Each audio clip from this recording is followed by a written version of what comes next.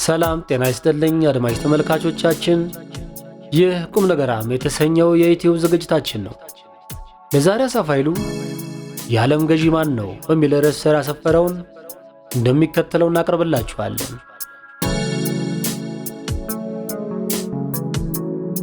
ይህ የፕሮፌሰር ናኦም ቾምስኪ መጽሐፍ ዓለምን በበላይነት ለመቆጣጠር ከመነጨ ፍላጎት የተነሳ በአሁኑ ጊዜ በዓለማችን ላይ እየታየ ያለውን ውጥረት፣ ጦርነት፣ ብጥብጥና ግፍ ቁልጭ አድርጎ የሚያሳይ መጽሐፍ ነው። የዓለም ገዢ ማን ነው? ናኦም ቾምስኪ ይህን ግልጽ ጥያቄ ይጠይቅና በቀጥታ መልሱን ከመስጠት ይልቅ መልሱን በግልጽ እንድንመለከተው የሚያስችሉንን ስፍር ቁጥር የሌላቸውን የታሪክና አሁናዊ መረጃዎች በሰሉ ትችቶቹና ትንታኔዎቹ አስደግፎ ያጎርፍልናል። የሚገርመኝ ነገር ቾምስኪ አሜሪካዊ ሆኖ ዋነኛ ጠላቱ ግን ዓለምን ለመጠቅለል ተራራ የሚፈነቅለው የአሜሪካ መንግስት ነው፣ ህዝቡ አይደለም። መንግስቱና ዓለምን በገበታቸው ላይ አቅርበው ለመዋጥ አይናቸውን የማያሹት የአገሩ ፖለቲከኞች፣ በተለይ የሪፐብሊካኖች፣ እርግጥ ዲሞክራቶችንም አይመራቸውም። ቾምስኪ ከ1823 ጀምሮ በነ ፕሬዝዳንት ጆን ኩዊንስ አዳምስ የሥልጣን ዘመን ጀምሮ ሲቀነቀን የኖረውን የሞንሮ ዶክትሪን ያነሳል።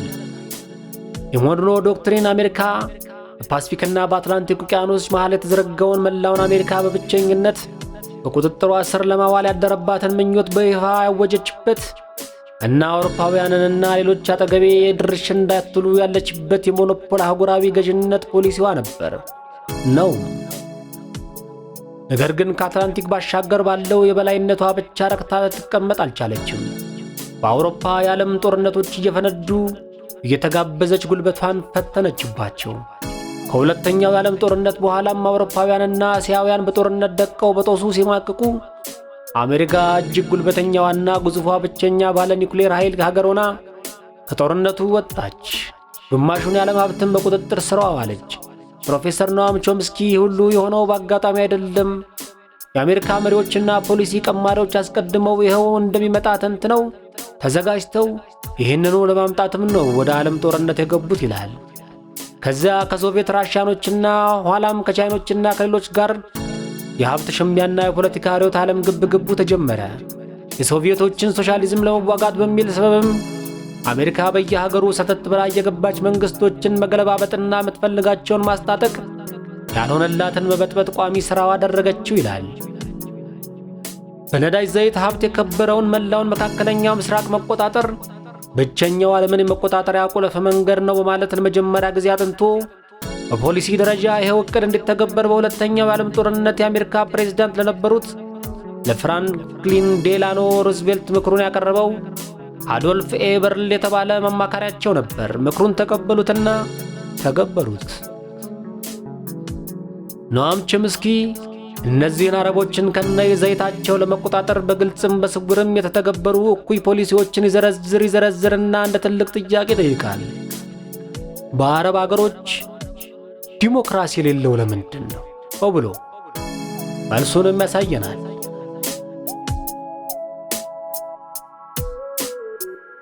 እንደርሱ አባባል በዛሬው ጊዜ በአረቦች ምድር ዲሞክራሲ ላናይ የቻልንበት ምክንያት የዲሞክራሲ መስፈን አሜሪካ በመካከለኛው ምስራቅ ያላትን የበላይነትና ጥቅም ስለሚያሳጣት ነው። የአሜሪካ የሕዝብ አስተያየት የሚሰበስቡ ተቋማትን ጥናቶች ይጠቅስልናል ቾምስኪ። በእነዚህ ጥናቶች አብዛኛው የአረብ ሀገር ሕዝብ ጸረ አሜሪካና ጸረ እስራኤል አቋም እንዳለው አረጋግጠዋል። በእነዚህ ሀገሮች በብዙሃኑ ሕዝብ የተመረጠ ዲሞክራሲያዊ መንግሥት መጣ ማለት የአሜሪካንን አገዛዝና የበላይነት ፖሊሲ የማይቀበል መንግሥት በየሀገሩ ተተከለ ማለት ይሆናል።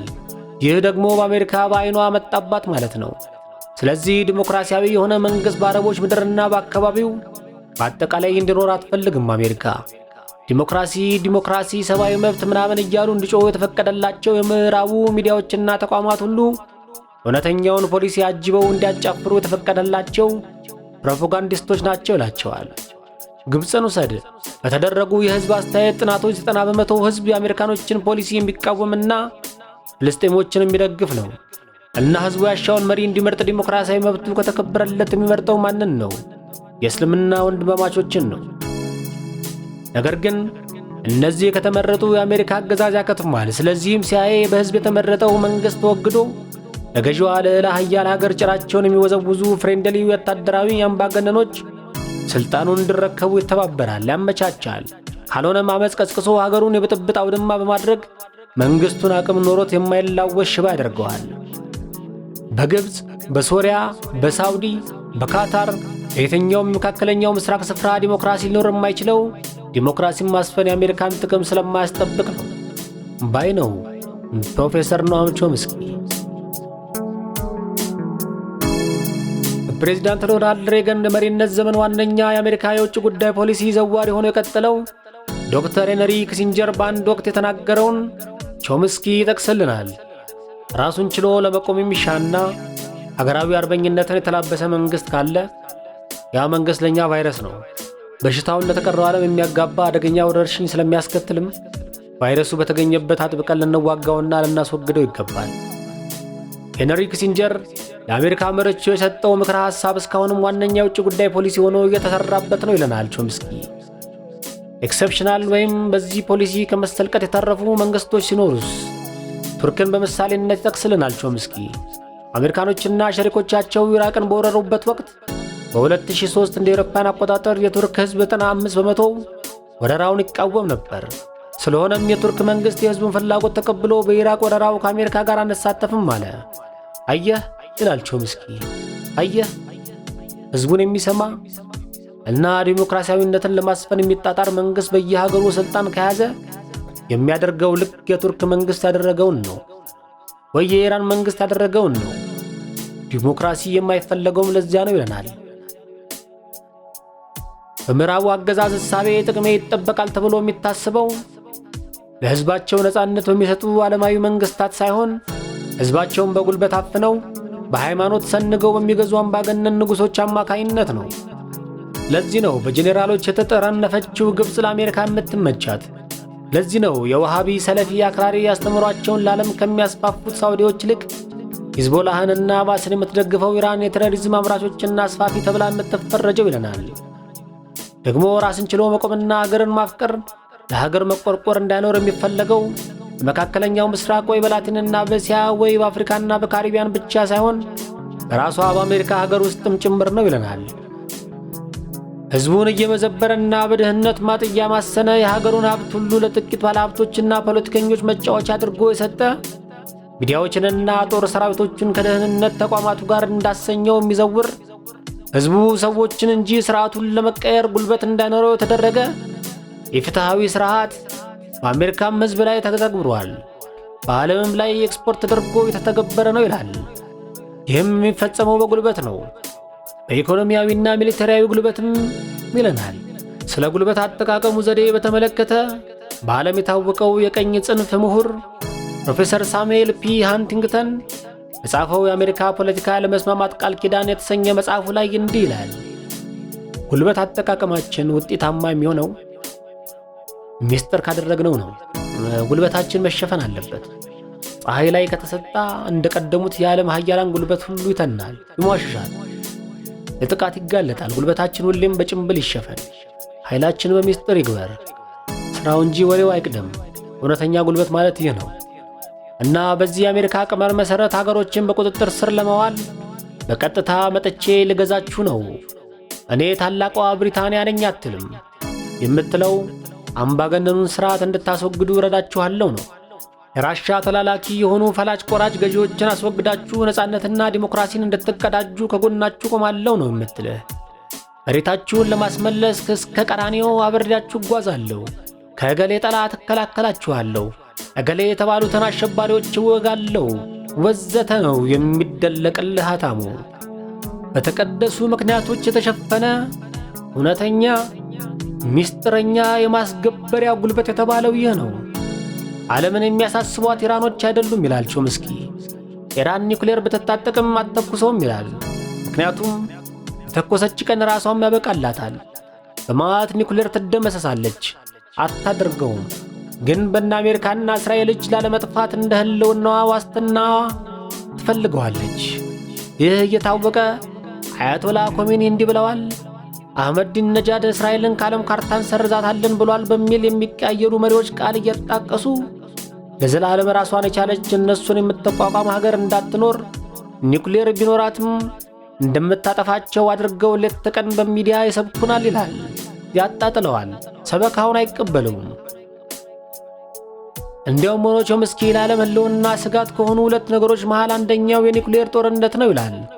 ሁለተኛው ደግሞ የምድሪቱ አካባቢ መበከልና የአየር ንብረት ለውጥ በምድሪቱ ላይ የደቀነው ስጋት ነው ይለናል። ሁለተኛውን ስጋት በተመለከተ የአሜሪካ ሪፐብሊካን መሪዎች ዜሮ አመለካከት ነው ያላቸው ይላል።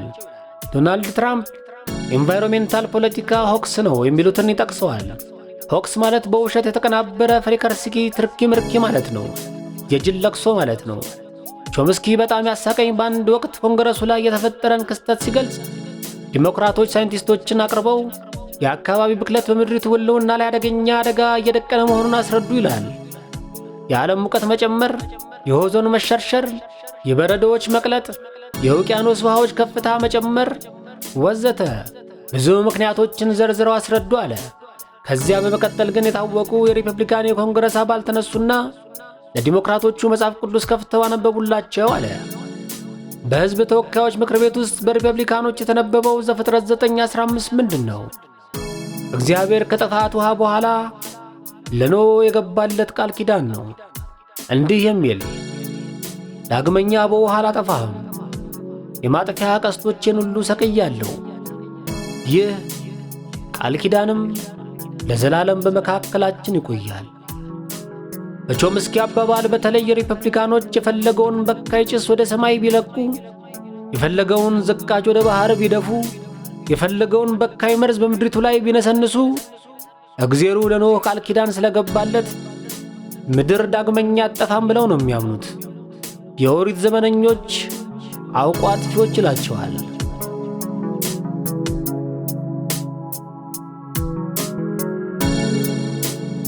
ሌላኛው ቾምስኪ ለዓለም ስጋት ይሆናል ያለው የኒውክሌር አርማጌዶን ጉዳይ ነው ብለናል። በእሱ አስተሳሰብ ይሄ አርማጌዶን የሚመጣው ከነ አሜሪካ ጋር ሲነጻጸር ሚጢጢ ጉልበት ካላት ከኢራን በኩል አይደለም። እንደ ቾምስኪ ትንታኔ ፓኪስታን የኒውክሌር ጣቢያዎቿን የሚጠብቁላት በጥብቅ የሰለጠኑ 20,000 ሰራዊቶች ያቋቋመች መሆኑን ብትገልጽም አንድ ቀን የፓኪስታን ኒውክሌር ወደ አንድ አሸባሪ እጅ አፈተልኮ መግባቱ አይቀርም እያለ ያሟርታል ቾምስኪ። ይህም ከሆነ በሆነ ቀን ላይ ተኝተን ስንነሳ አንድ ክፍለ ሀገር ከነህዝቡ በአሸባሪ ፍንዳታ ጠፋ የሚል መርዶ የምንሰማበት ቀን እንዳይመጣ ሰጋለሁ ይላል። ይህም ሆኖ የተወሰነው ጠፍቶ የተወሰነው ይተርፋል ይላል። እጅግ አሳሳቢ ነገር የአሜሪካኖች የጉልበተኛነት አካሄድ በዚሁ ከቀጠለ የተያያዝነው ዲፕሎማሲና ዲሰንስ የሌለበት አካሄድ ወይም የመግባባት ፖለቲካና በጨዋ ምግባር የታነጸ አካሄድ በዚሁ ከቀጠለ ወደፊት በርካታ አጥፊ የኒውክሌር የጦር መሳሪያዎችን በታጠቁ አገሮች መካከል አንድ ቀን የኒውክሌር ጦርነት መለኮሱ አይቀርም ብዬ ሰጋለሁ ይላል። ለዚህም መፍትሄው በየሀገሩ ያሉ ልሂቃንና ሕዝቦች ለእውነተኛ የሰው ልጆች ሰብአዊና ኢኮኖሚያዊ መብቶች መከበር እና ለእውነተኛ ዲሞክራሲ መከበር አርበኛ ሆነው መነሳት አለባቸው ይላል።